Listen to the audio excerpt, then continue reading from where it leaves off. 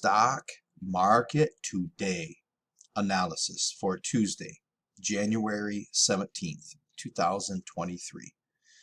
Today was the first day that the markets traded. They were closed yesterday in observance of Dr. Martin Luther King Day.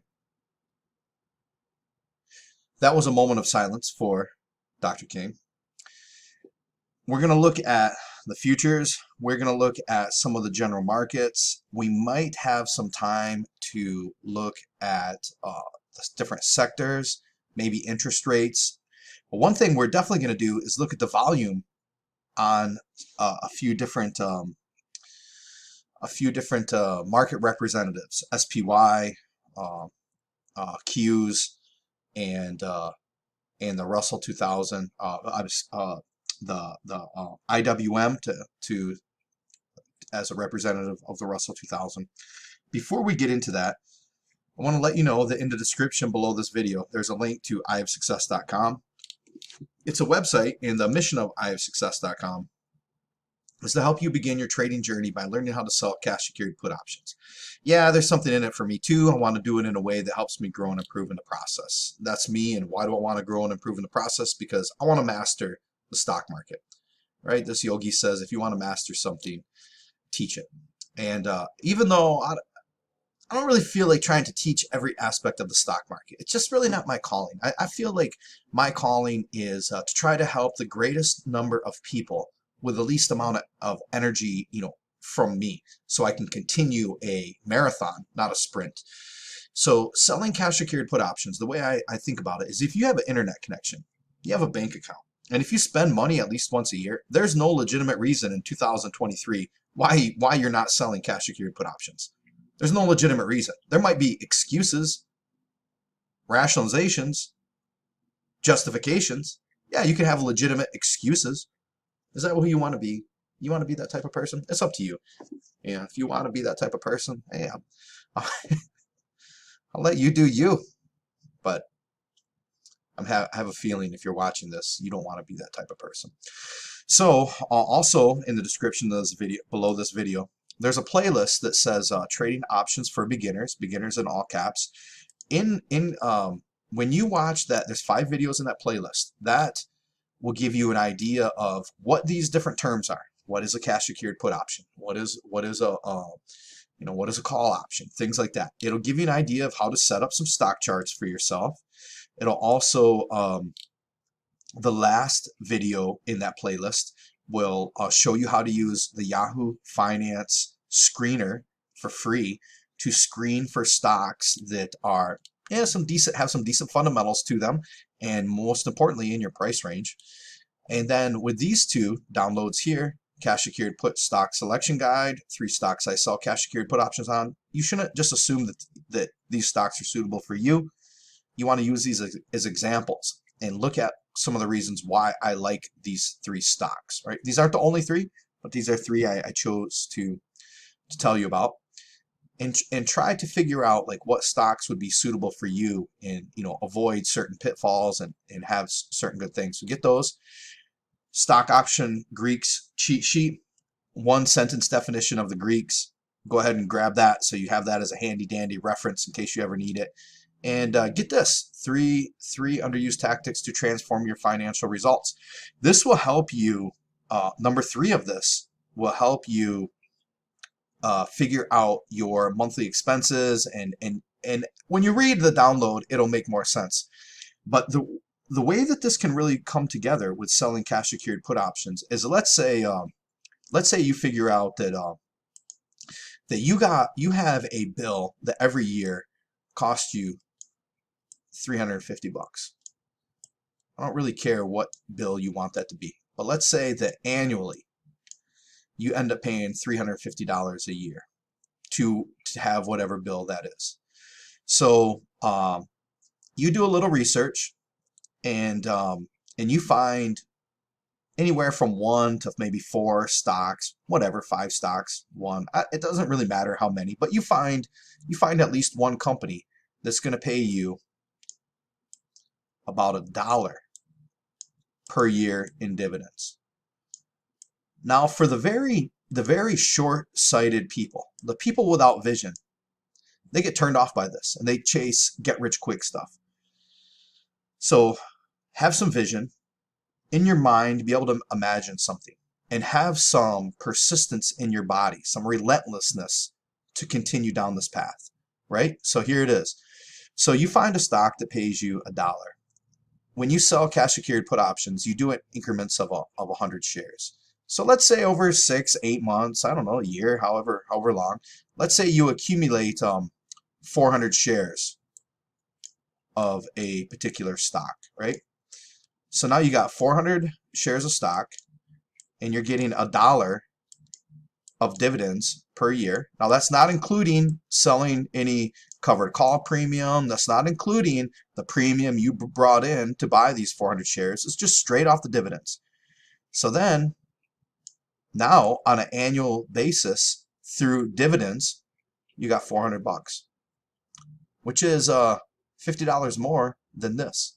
So maybe you got some wiggle room for taxes. You know, maybe if your taxes are a little more, maybe you got to kind of adjust that. But look at this.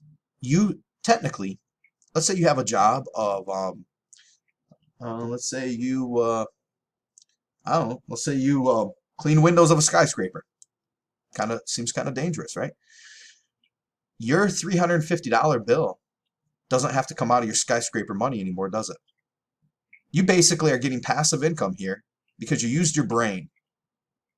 You used your brain that God gave you to figure out how to buy 400 shares of stock that's going to give you 400 bucks that's going to cover this annual payment. Huh, isn't that pretty interesting?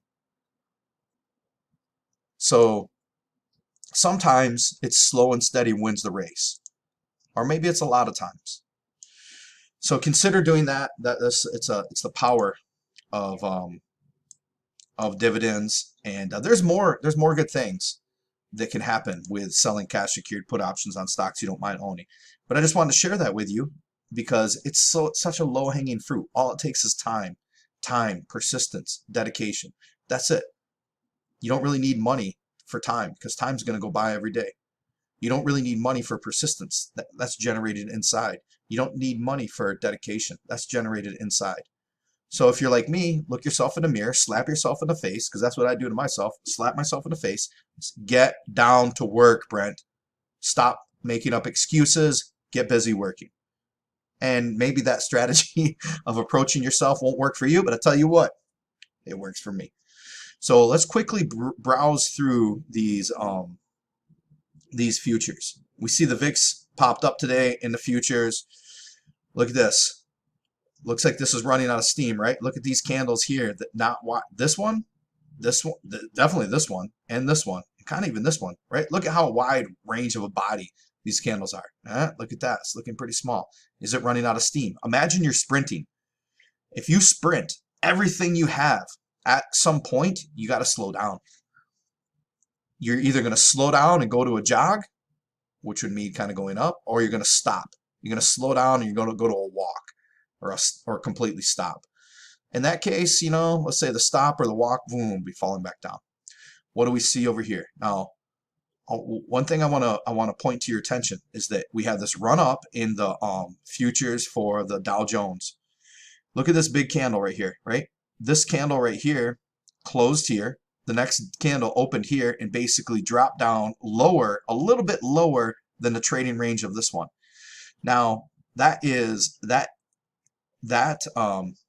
with this red candle, this is the last red candle compared to this one. Look at this is in the top 10% of the trading range, right? Or maybe top 20, something like that. It's definitely in the top 50% of this trading range of this candle, the body of this candle, right? So that's okay, right? It's a little slow down from that sprint. And we see the next day got a green candle over the top of where this one closed, over where this one opened, boom, starts going up. Now this one though, boom, drops down. Then it drops down and it's back down here, right? See the difference? This one's in that top 25%. This one's boom, it's below the bottom here. Now, the next couple candles are going to give us an indication for this particular instrument, Dow Jones futures. How strong is this uptrend? If we have a strong uptrend, this price action is going to get back up here at this top relatively quickly. If this next candle, by the end of this candle close, if it's back up here, then we know, okay, this is basically just like people closing their positions, selling to close, right? And it's back up here. There's a good chance price is going to keep going up strong. But what if it doesn't? What if it lingers down in this area? What if it stays in the bottom range? The longer it stays in the bottom range is giving us an indication that this rally right here, it's not the power of it is kind of come to an end, right? So how fast is it going to get back up? I personally don't know. I'm going to be watching. I think when it gets to gold, right, we see the opposite. We see this big candle up. Now we see basically within 2 candles, it's back down here, right? So maybe that's telling us that the power of this up move might be coming to an end. We see, boom, drop down. Now here, it's dropped down in 1 candle. That's a little different than dropping down in 2, right? Instead of like 50% drop here, 50% drop here. But it's just something to keep in mind, right? You want to put it together in a bigger context. Look at this dojing right here. So looks like things are running out of steam. Look at these small little bodies of these candles, small trading range, right? Maybe it's running out of steam. Now, it could just be running out of steam and sort of taking a break to move up, or it could move sideways, or it could move down. There's only 3 ways it can go ever, right? Up, sideways, or down. That's it. So we're just trying to put all this information together. Better if you can figure out ways to trade that at minimum you have one strategy that you profit regardless of which direction it goes. Personally, I like selling cash secured put options on stocks I don't mind owning, right? That's my, like, no matter what happens, I'm profiting.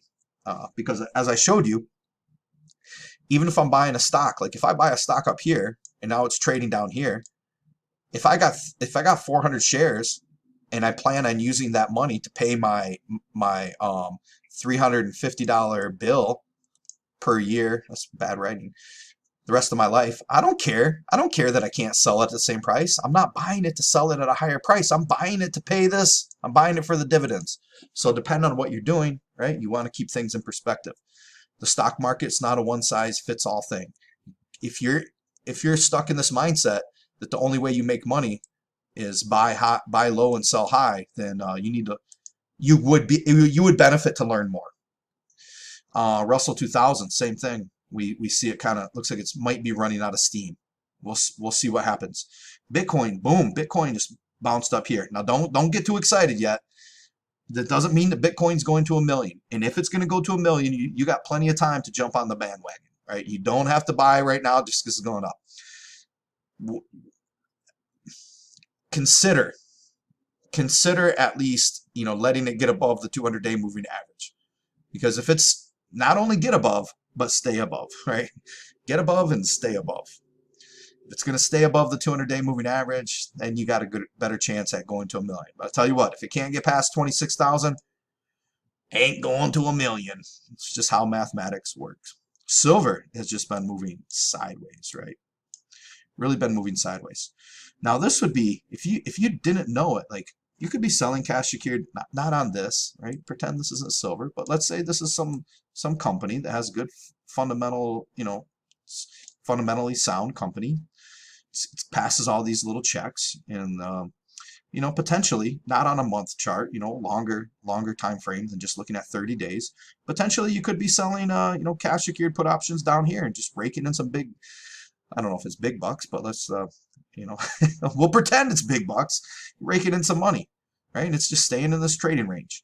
When it kind of falls down to this end, if you're like me, I don't even care if it's up here. I'll just open a position right in here. Why do I care? Well, you could make more money down there. Yeah, I could. But sometimes I just don't care, and I'll just open the position because I take in some premium, and I'd just rather make money than not. But yeah, sometimes it work better to wait until it drops down a little lower, so that way you can maybe get some more premium or sell a little further away from the money. We see gold. We took a look at that. Natural gas. This one, if you ever have any desires to trade futures, you might want to be hesitant on this one because I've heard this one called the Widowmaker more than one time. But natural gas really been dropping down. Oil, all right, hitting this top up here. Let's see if it's gonna be able to pass it, or is it gonna also be in this range, right? Seems like it's kind of range bound right there. 10-year treasury yields. If these rates, see how this has been going down. Generally speaking, if the rates are lower than over the last, like let's say since 2018, stock market tends to go up. But don't confuse lower rates, stock market up, with healthy economy. It doesn't necessarily mean that. It does not necessarily mean healthy economy, right? You want to be able to have the mental understanding of the difference between a stock market of stocks going up and a healthy economy. You could have a bad economy and stocks going up. So don't confuse those two.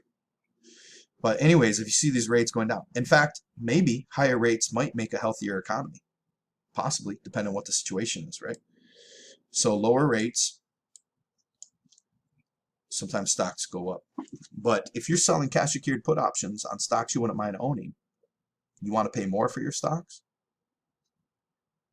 Maybe I want to see rates. Maybe I want to see rates go up.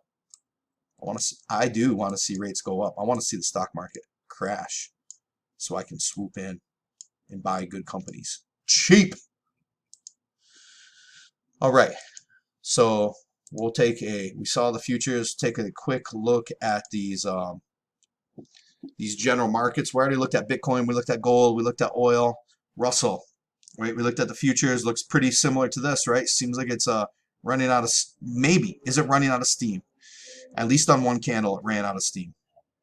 Over on this, NASDAQ, at least on one candle, it ran out of steam. But we might just be doing one of these. We'll see. Right here, sold off on the Dow Jones, right? That's a little different than running out of steam. I don't know what maybe people bought to open, maybe a lot of selling to close today. I'm not sure. Looks like interestingly enough, right, running out of steam over the 200-day moving average. Is that what's going on? Is it we're reaching resistance? Is that what's going on? We'll see, right? We'll have to look at a gap up, a little bit of a gap up in the VIX today, but it's still in this lower range, right? 19, 20. It's like it's still pretty low. So we could potentially see stock prices moving higher. Dollar continuing to kind of move down over the last month, right? Moving down, even though today was an up day, it's still like look at back compared to a couple weeks ago. It's down. Now, sometimes what's going on, not all the time, but sometimes what's going on is the currency that you're buying something in, if that's moving down, then the asset you're buying, moves up. Why does it move up? Does it actually move up? Not necessarily, but it just takes more currency units to buy that same asset. So maybe it could be said that, hey, this price dropped down a little bit because you need less of that.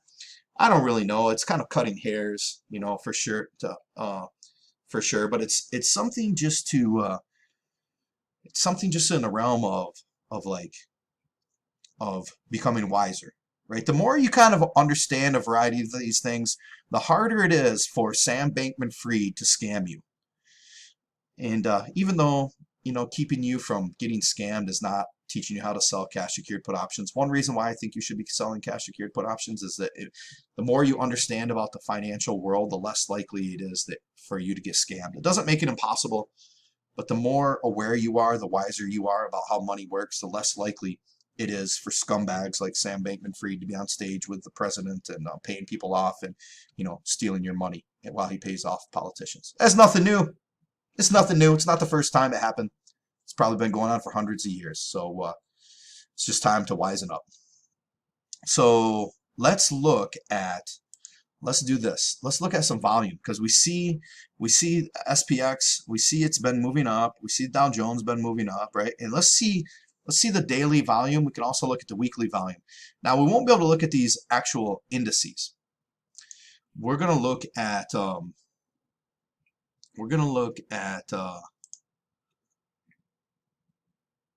for example, right? The volume.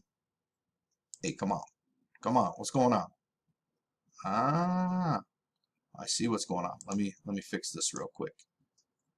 Change this. We need some red links.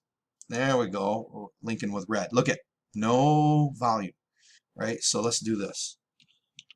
SPY. Let's look at some volume. Now this is an hourly chart. We're just gonna shrink that down here. All right. Looking at daily chart. Let's do it like this. We'll leave this one so we can see weekly. Right. The volume. Here, this line. See this right here? It says volume average 50. This line is basically it's kind of like a 50-day moving average of the volume. And so we see only one day. When was today's Tuesday, Friday, Thursday? Thursday was the only day in the last 1, 2, 3, 4, 5, 6. The last 6 trading days, right? Out of 7 trading days, only 2 out of 7 trading days hit or passed the average volume. Showing us is a little bit of a weak volume. Now, what does that mean? Well, let's look at something else before we try to come to a hard conclusion. And we see over here on the weekly, it's looking even worse, right? Weekly, like what happened here? Like the only time it's hit or past the average volume was selling. Right? This is more data though, right? This is composed of right now. This is composed of one day. This is composed of 5 trading days, 5 trading days, 5 trading days, right? So this is showing us like basically this one right there. Before we come to a conclusion, let's look at. I'm not sure what ETF represents the Dow Jones off the top of my head, so we're going to skip the Dow and we're going to move on to NASDAQ, right? The Qs. All right, same thing. We got 1, 2, 3, 4, 5, 6, 7, right? Only two out of 7 days. Look at over here on the weekly. We got low volume, so we're moving up on low volume. What is that? What might that tell us? And I'm not really asking a trick question here. I'm really like this is a fact, right? It's been moving up. That's a fact. Here's a fact too. It's low volume. It's not like volume up. Look at this volume, right? Touching. See all that? See where it's touching and surpassing the average volume? When there's a lot of energy moving up, like there's probably something that's going to sustain. So what is that telling us? Let's look at IWM representing the Russell 2000.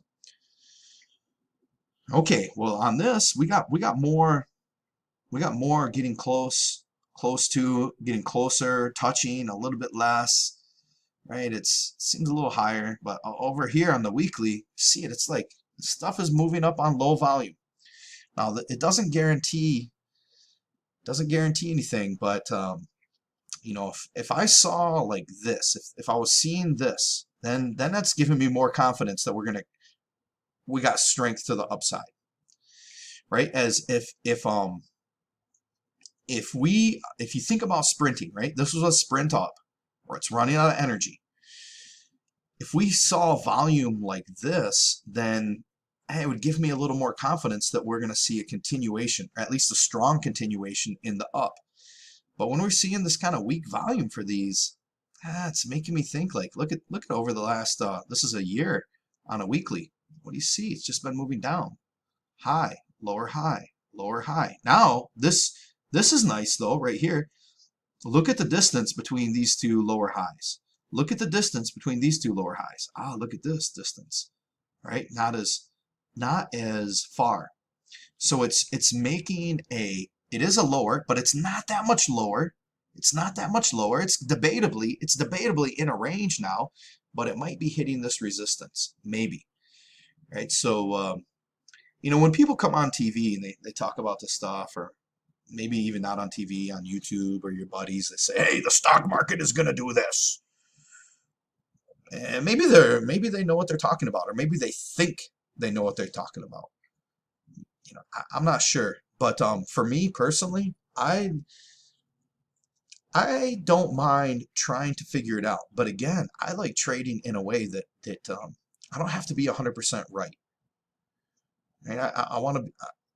To me, that's a pretty powerful position to be in, to try to have an idea of what I think is going to happen, but still trade in a way that I'm making money, even if I'm a little bit wrong. Right? When you are a net option seller, it gives you a lot more wiggle room to be wrong. You can be wrong and still profit when you're a net seller of options. Just depends how wrong you are. It does take a little bit of work in putting things together. That's why I recommend learning how to sell cash secured put options on stocks that you don't mind owning. At least learn how to do it for your beginning strategy. And the reason why is that there's only two outcomes that can happen at contract expiration date when you're selling cash secured put options on stocks that you don't mind owning. The first option is the contract expires worthless and you make money. If it expires worthless, you make money because you were paid a premium. The contract expired worthless and you made money because you were paid a premium. Just like your car insurance. Like right now I have Liberty Mutual. If I pay 1 month to Liberty Mutual and I don't use that insurance, I pay them but I don't use the benefit, then they made money. That month expired worthless for them. The other thing that could happen is that the contract does not expire worthless and you get assigned. So what does that mean? Now that means you own at minimum 100 shares of an asset, a paper asset. And if you follow this, if you follow that playlist, it's going to be an income producing asset because it's going to give you a dividend. We went over that little dividend thing. And guess what? You still made money because you got to keep the premium. There's only two things that could happen. You either make money or you make money and you buy an asset. Now, out of these two situations, how do you lose? Do you lose by making money? Nope. Do you lose by making money and acquiring income producing assets? Nope. So how do you lose? Well, one way you could lose, which you shouldn't be doing if you're following a good structure, is that you could be selling cash secured put options and get assigned on, let's say, FTX. I know FTX is not publicly traded, but don't learn how to pick a good company and don't be a sucker for frauds. I wish there weren't any suckers, but if there's going to be suckers for frauds, let it not be you. So that is the moral of the story, I guess, is that you can trade in a way that you can make some money. So what do we see happening? It could keep going up. It definitely could keep going up. But for IWM, we got to see it get over this, right? Look at here, right? It's hitting this 188 is kind of resistance area in the last 3 months at least. In the last year, right? We see it got here. Look at over here, right? This 188, 190 type of area right in here. If we're going to continue to really be in a continue to go up market, you need to see IWM breaking above and staying above 190. How about for the Qs? So the Qs also been in this downtrend. In order for the whole market to kind of be in a new bull market, you got to see the Qs getting above let's say 290 to 300. It's got to get above 290 to 300. It's got to stay above 290 to 300. Where's the next spot? Right here, like 310. Maybe that's even easier, like 290 to 310, somewhere in there. You got to see it. You got to see it go through this sort of resistance area, and you got to see it up here and staying up here and moving further before we could say we're fully out of the woods, because that's quite a bit, right? It could still get all the way from 280 to 310 and hit some strong resistance and come back down. It would kind of break this channel, but it might put us into this kind of sideways thing. And I'm not saying that it can't do it. What I am saying is that until it does it, then it hasn't. Got a lot of spaghetti all over my charts here. So for the SP 500, we definitely gotta get above this 410, right? We got to get above that 410, 410 to 430, somewhere in there. It's got to get above, stay above. If we're gonna, but still, that's a long ways to go up, right? That's a long way. So it, technically we could not really be in a bull market, and we could get all the way up to like 430ish, right? Move up quite a bit. So what's the what am I really trying to put together here? You got I guess it's like, understand that there's more. It's a bigger game than what you see happening in a day and a week, right? It's a lot bigger game than what happens in a day and a week, and society is set up in a way to basically flood you with what's happening today. And that's why it's great. Right? We see the volume's not too great, but things are moving up at the moment. They could keep moving up, but it would appear that we don't see this. We're not seeing volume like this. So just be ready for anything in any direction. With that, my friends, I don't know how long this video has been, and as I sometimes have said to the ladies in the past, I hope it was as good for you as it was for me. Aloha.